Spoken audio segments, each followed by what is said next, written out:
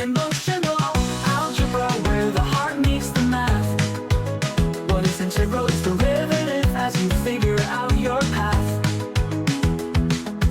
Power plus emotions equals more than you can see. Listening to the wisdom. Hey viewers, we're picking up the episode where we left off in the last episode, and hope you enjoyed the continuation of this. So here we go. Yeah, I mean, there's no doubt because I've dealt with them. There are some evil people walking on the planet, and those people, uh, we just need to identify and not attempt to work on and just sequester them wherever they need to be. We don't have the death penalty in Canada. Um, if we did, I can think of several people that spent a long time in jail in Canada that should have just had the death penalty. Um, but aside from that group of people, it is just like I said, it's easier with the system just compartmentalizes, gives a designation. You fall into the square of convicted offender for either drug crime, property crime, or persons crime, and the system says this is the path at which we deal with you. You go to jail for this amount of time. Maybe you get programs, maybe you don't. Because just dealing with like individual human behavior and people's history, it takes time and it's expensive, and you hit the nail on the head. It's just easier to have a system that kind of labels and compartmentalizes and just turns out for the majority. No different than any system, like the medical system does that, and school system. Like there's lots of kids that should not be put through the traditional school system. They would excel if you didn't make them sit still in a chair in a classroom for like 7 or 8 hours. But the systems are done for like the majority of who's coming in, and the justice system is really no different. It's not meant for the one-offs or to try to sort out special cases. It's not Yeah, meant for that. yeah, yeah, yeah. Jen, you talked about interrogating suspects, I guess, and I feel like people have they have some idea of what this looks like based on what they see in movies and whatnot. And then more recently, I think we're getting a window into what that looks like through some of these true crime shows where they have a camera in the interrogation room and people Right. see it. But I was wondering if you could just tell us what your style was like, what you found worked in those situations, and maybe what didn't work if you tried something and didn't like how that worked or didn't use it again. Yeah, it was interesting because we were taught a certain way of doing suspect interviews when I first got into policing. And there was an old model, and it was actually an American model called the Reed technique. And that's kind of what everybody used. And there's this moment in the Reed technique where you're bonding and just getting some information, and then you leave the room, and then you come in, you do this confrontation, and I know you did it, and you're kind of standing over the person, sort of yelling, being more aggressive, and um, but it was interesting because it always felt a little abnormal for me to do it because I'm like, I just don't think that that's the way. If someone's berating me, I just with my personality, I'm like, that's the last thing I'm going to do is like say anything to you if you're behaving that way to me. So my interview technique developed over the course of time, which was just what I had said earlier. What's everybody's story? Finding I truly believe like most human beings are more alike than we are different. And it's really challenging to watch a little bit of what's going on in the world right now because I actually think we are more similar.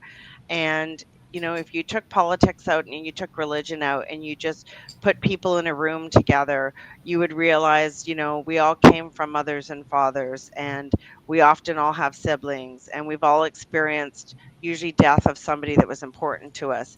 We've been exposed to something that scared us or harmed us or hurt us emotionally or physically. So we're sharing similar human experiences. And so I came to understand that, but I also really in my core believe that.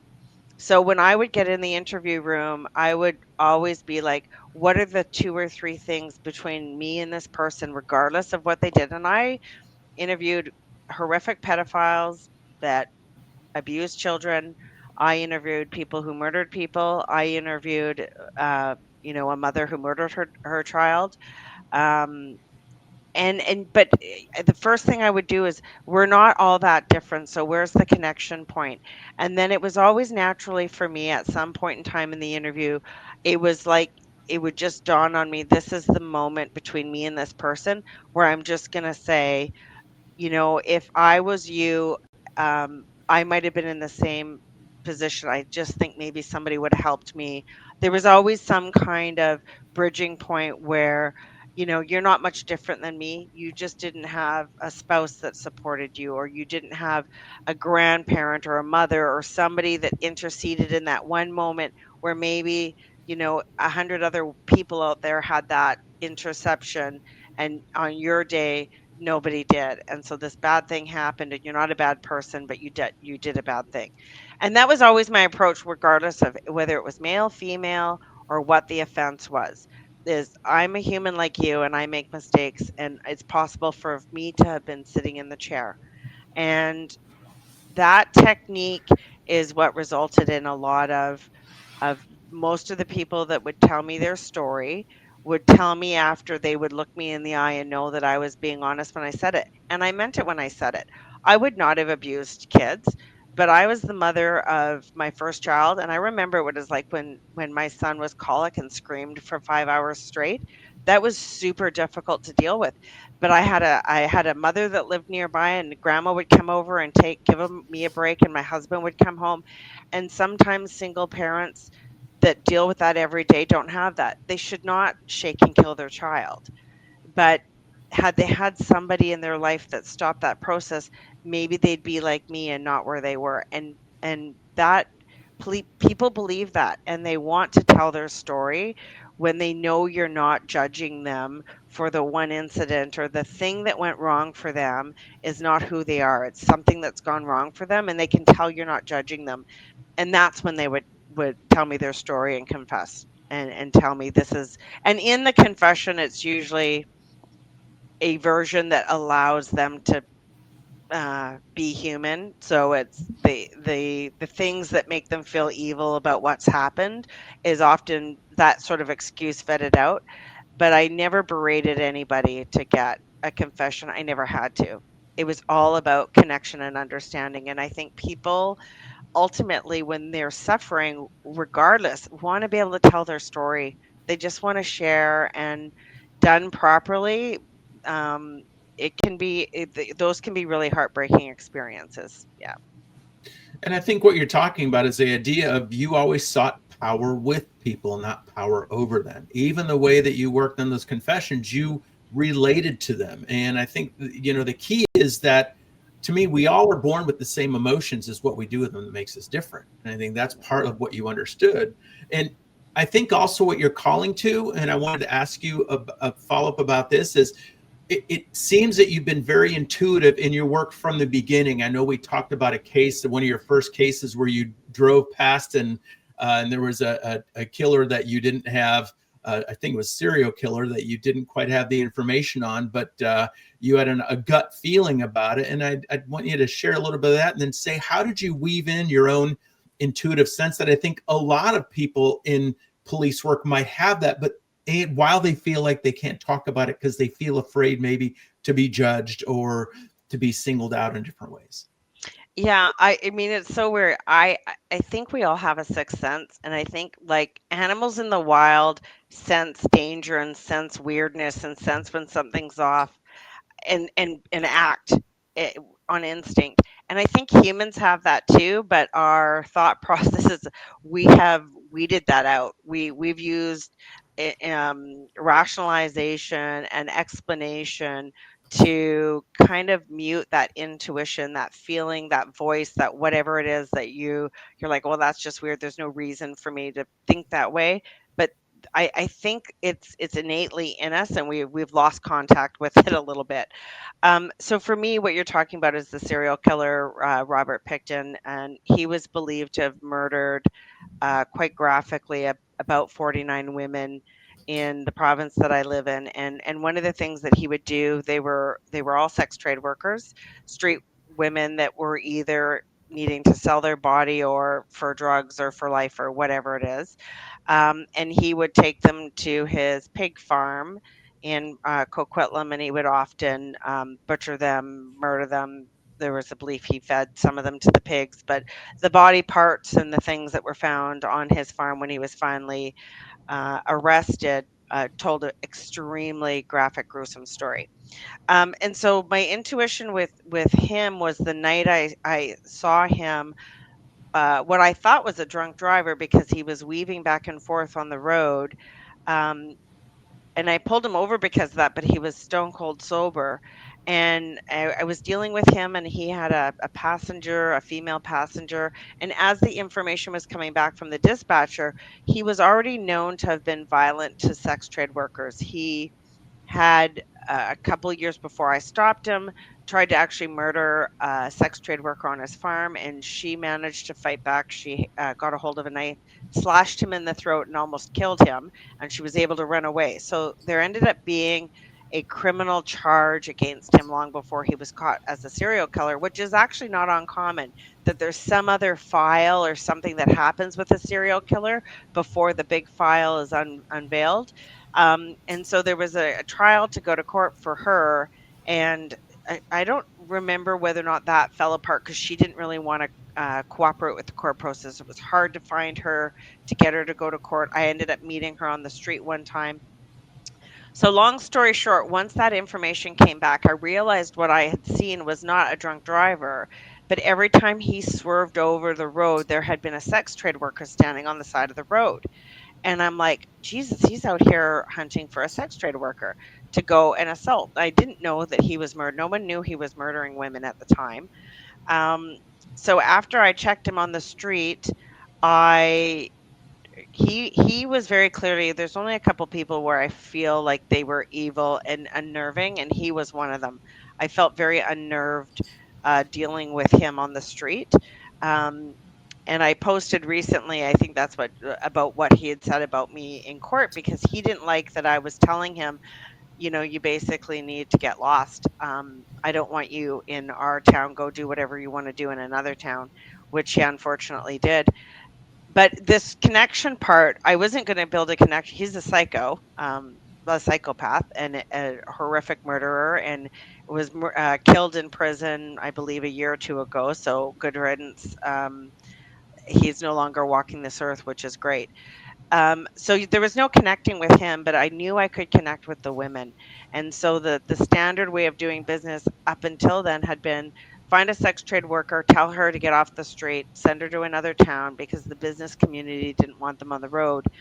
And I decided the one way to keep them safe was not just send them away, was to stop and talk to all of the women, get to know them, take their names, take a sample of their blood, take their fingerprints, take their photograph, and then show them his picture and tell them never to get into his car. And that's what I did for the next 2.5 years before he was arrested, was say this man is, because I knew he was violent to women. I didn't know he was the serial killer. But I had written notes when he was arrested and charged. I ended up going to the trial. I was the 96th witness. And I was asked to testify because the night I stopped him, he murdered a woman. He hung her up in the pig farm and he skinned her alive. And the witness said the only day she could remember, why she could remember he murdered her, was because this blonde bitch cop from New West stopped us and wouldn't let us get a girl from New West. And Robert Picton was livid about it, and I had written a report about it, so they were able to figure out who the bitch cop was, and it was me. So I had to go to court over that.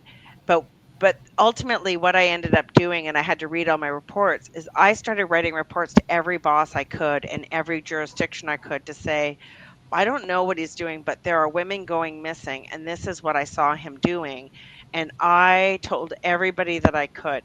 And he turned out to be the serial killer. And I had 50 women in New West that all signed up to be part of this program to keep them safe on the streets. I wasn't sure if I was even legally allowed to show his photo and tell them never to get in the car, but I did anyways. I didn't care. And not a single one of those 50 women that I had registered ended up being one of his victims. His victims came from other locations, but the town that I worked on never lost a sex trade worker. Wow. Yeah, that's a crazy story. And this guy, he died last year in Yeah, prison. he was in solitary confinement, but on one particular day, I believe the story is he was cleaning a shower stall and another inmate impaled him with the end of a mop. Oh, that's how he died. I didn't realize that. Yeah. Oh yeah, no, yeah, yeah. I was gonna say, well, he was murdered in prison by another inmate. Yeah. So in a way, I mean, Canada doesn't have the death penalty, but he sort of got the death penalty anyway. Sometimes they sort themselves out. Yeah. Yeah. He was, yeah. Yeah. So Now, kind of go ahead, pivot Dr. a little bit. Yeah, you rose up to very high ranks in the police department, and also it sounds like in the Royal Mounted Police as well. How did that happen, and what was your path upward through that? You know, the people who know me, even I don't know how that happened because I never behaved like a traditional police officer would behave to get ahead. Um, my husband and my good friends who know me said at a certain stage, despite my ability to kind of confront and challenge leadership and do things differently, and even sometimes do things that were like I said, I don't know if I was legally allowed to show this guy's photo and do all that, but I didn't care. I was going to do it anyways because the greater good was to keep people safe. And that wouldn't be the only time I did something kind of like that. Mhm. So I made people generally uncomfortable. I guess you could say I was probably somebody who leaders recognized they could not control. And I say that in that if somebody was going to say or do something that I thought was either not the right thing to do or unsafe or morally or ethically rubbed me the wrong way, I was going to be the person that was going to say something about it. And so there's a certain amount of going along with an organization and having to be, accept direction. And in policing, you have to be able to accept direction when things are unfolding.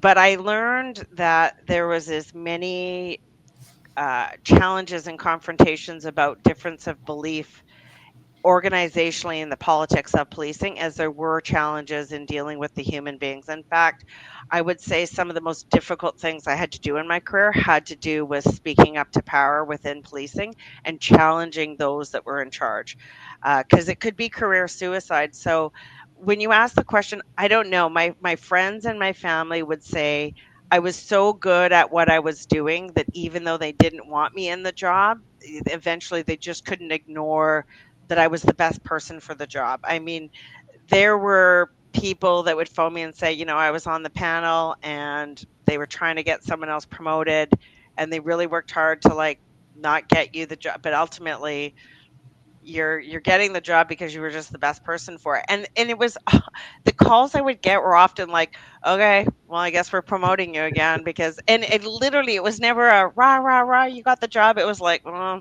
she did it again. Now she's at this ranker or that ranker or whatever. And so it wasn't really accolades. It was like despite being who I was just able to find a way to get through. And I'm not sure how I did it. I think it's testament to if you believe in yourself and you stick to your values and you tell the same story, it's easy to be consistent and authentic when you're not trying to bullshit your way into jobs.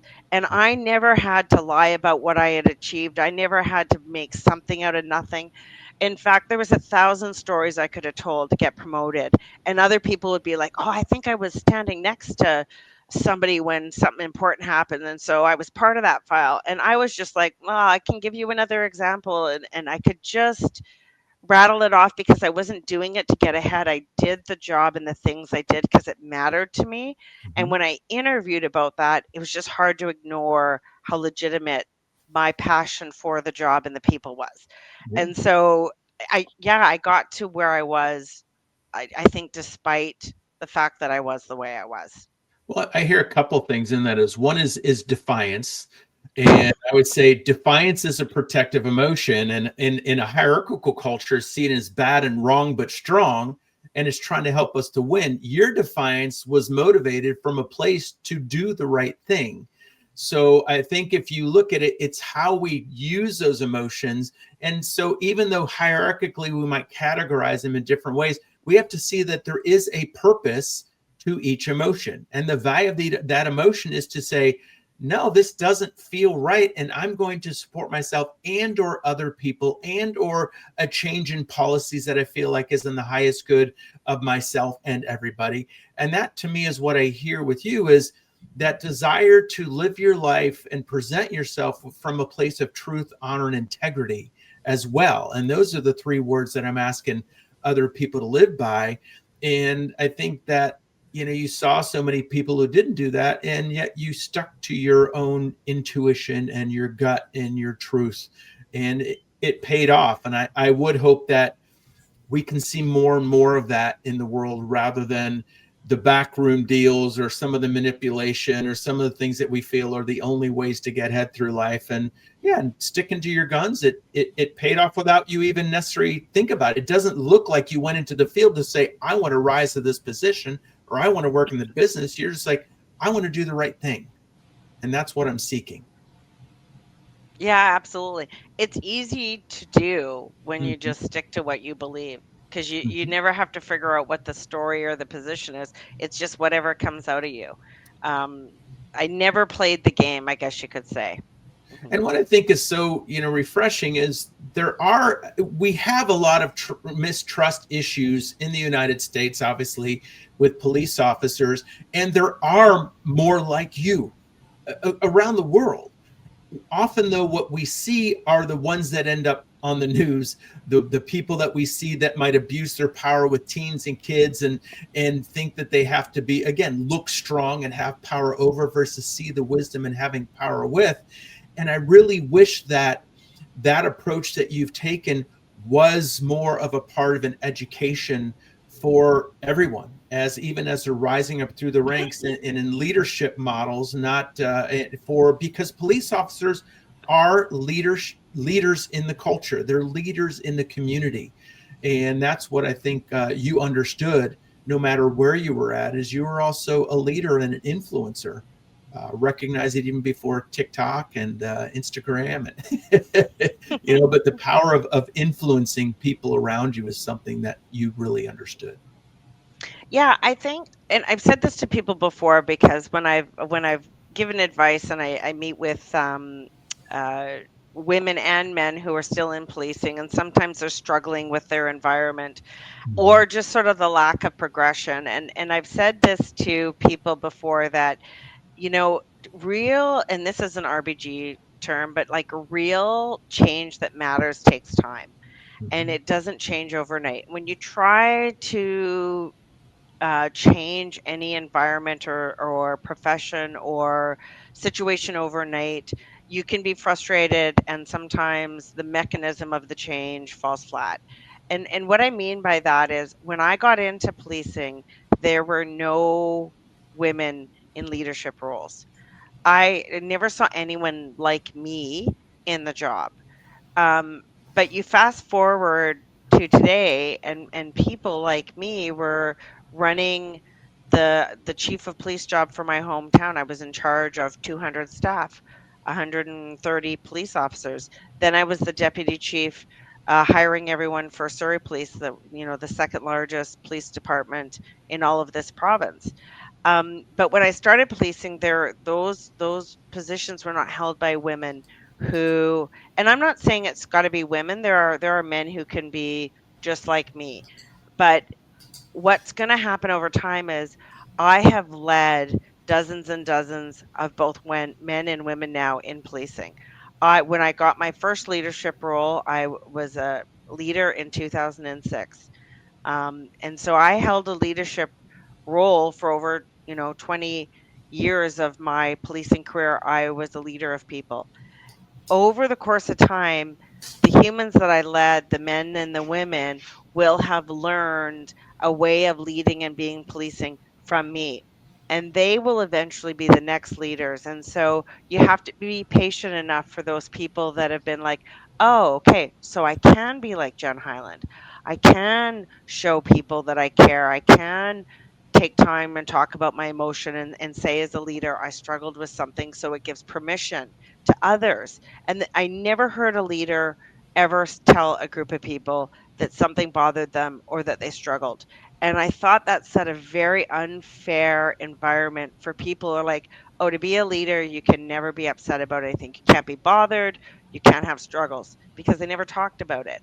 And I thought, as a leader, one of the best things I could do for people was say, this job is hard for me too.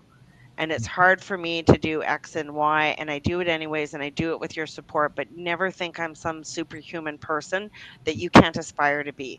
And all the years I always wanted to tell people, don't think you can't be in my role, because we just need to be honest about what it's like to be in leadership roles, and then people can see themselves there. So in the coming years, the people that want to be like me will have understood what Jen Highland was about, and then they will get into those leadership roles, and then you'll start to see more and more who gets hired, who is followed. What gets ahead will not be the play the game backstabbing thing. It'll be like just being yourself and authentic gets you to those jobs too. And then you'll start to see them more and more. Yes, who's on the news is going to be, unfortunately, the bad hire, the person that's done the thing, because good ethical police officers don't get the 5-minute spot on the nightly news, but they will become less and less, and more saturated will be the people who are like, I believe in that, and that gets ahead, or that gets into positions that help the next person get into positions. Being yourself, you can be successful. And I think there was a time in policing and in a lot of careers where you can't be yourself. Never let them see you sweat. Never, don't tell the truth. And I think that's in a lot of professions, but policing is slowly starting to change, because people like me just refuse to be anything other than that in the job. And I give an example of, you can do it if you want to. Mm-hmm. Now, let's talk about the book for a second, because I feel like the book is probably one big example of this, of what you're just talking about right now. Right. So it seems like it could be a manual for young up and coming police officers out there to read and look at your path as an example. But I also wonder, was there any other motive in writing the book? Was it therapeutic for you? You said you did this for 27 years. I noticed in one of the chapters, I think chapter 8, I read an excerpt, and you had a Winston Churchill quote to start the chapter, and it said, "When you're going through hell, keep going." And Right. I'm wondering if is some of this like reflecting on going through that hell. Absolutely. It's funny because when I started writing the book, I didn't know the reason or what I was writing. I didn't know what the book was going to be when I started writing.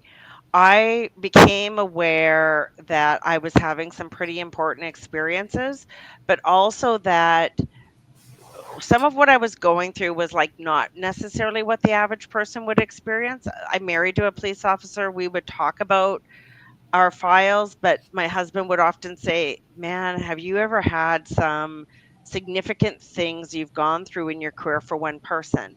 And so when I first started writing the book, it was just about train of thought, chronological, put the experiences down, and then after I wrote the experience, I would kind of reflect. Okay, after writing out what technically happened, I would just sort of reflect, like, how did that make me feel? What do I regret about it? What do I wish I knew? What leadership do I wish I had when that happened? Like, I would ask myself a series of questions, and then I would write that down. Um, so then when I started putting the manuscript together, it was more after I'd left policing, because when you're in the job, there's actually a lot of, you're not allowed to actually write a book. And when you're in the job, there's an expectation. And it would have been weird to write a book when you're in policing. So most of them come out afterwards. And so when I first sent the manuscript off to the editor, they basically read, it was more than twice the size it is now, and they came back and said, there's about kind of like 8 or 10 themes that you talk about consistently. And I didn't realize that, but they're like when you're a constable, you're talking about the same sort of emotional struggles that you are when you're an inspector. They're like, it didn't seem to matter what rank you were at, certain things happen and follow a police officer throughout their career. And so the book became not a memoir of chronology, it became uh, more of a teaching points like, you know, a lot of police officers, not everyone gets married, a lot of them do, but then you're a police officer and you're navigating marriage, and some people are married to someone in policing and some people are not. But when you're the police officer exposed to that kind of work, if your spouse doesn't know what you're going through, those marriages can have some real challenging times because your spouse has no idea. They just want you to come home and put up the Christmas tree. And you've just come home from dealing with a family of 5 being killed in a car accident on the way home with their Christmas tree. So the last thing you want to do is talk about Christmas decorating or a tree. And yet that's not your spouse's fault. And so there were marriage things, there were parenting things, there were the files themselves. And so as we kind of put everything into the themes, um, it did feel more like, man, if I was a new person in policing, I would have really benefited from reading a senior officer's experience about what they would have done when they saw their first dead body or what they would have done when they got married and had their kids.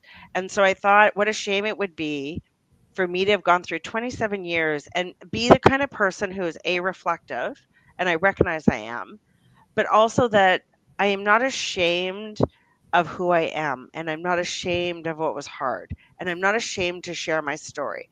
And I think a lot of people are. And I thought, how sad would it be if there are people out there, you know, going through struggles and they just need to know the suicide rate, the harm rate. And I thought, what if it could just be a lifeline where someone could be like, you know what? She had some shitty shit. She went through some hard stuff. If she can do it, so can I. And it started to become a feeling like if this book could make one person just reach out for help or be like, I don't feel alone today, then that would be the value of the book. Um, it's hard because I don't talk about that too often. I just the idea that police officers are just human beings suffer in silence, and often because they just feel shame and alone is unnecessary. And I thought, what if my story could just make a difference? And so that's what the book is about. That's that's the passion behind the book. Right. I'm Well, we sorry if you see. need to edit all that out. Yeah, I just want to say you just fell back into the hierarchical model because when you showed real emotion, you're like, oh, we got to edit that out. No, it's perfect. You are showing who you are. And that's what makes you you. And that's what helped you to connect to so many people. And that's what we really do want to see in people who are not only policing, but also are teaching the next generations how to do the job better and how to be, you know, better people who are accountable for their behaviors, people who are honest with their emotions, people who don't see sadness as a weakness, they Right. see it as having the courage to show it. You obviously love what you do, and I want to see you continue to be a part of the change of how policing is done, really, to me, around the world. You can make a worldwide impact because of your story and your passion and compassion. And I thank you for having the courage to do that. Thank you.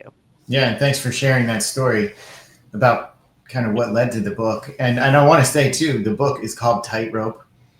I've read a couple chapters that are available on your website. You have a couple of excerpts that are out there, and they're very gripping. One of them was about the serial killer that we talked about, and it comes out basically by the end of 2025. It should be out.